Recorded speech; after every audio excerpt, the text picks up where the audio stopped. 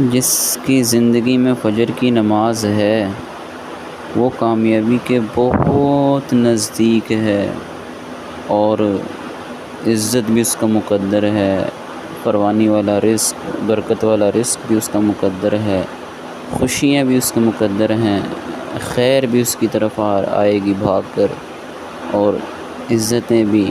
اور بھلائیاں بھی اور خوشیاں بھی اور عروج بھی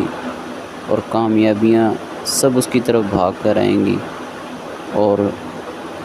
اس کی ہر چیز اس کے مقدر میں. اور جس کی زندگی میں فجر کی نماز ہی نہیں ہے،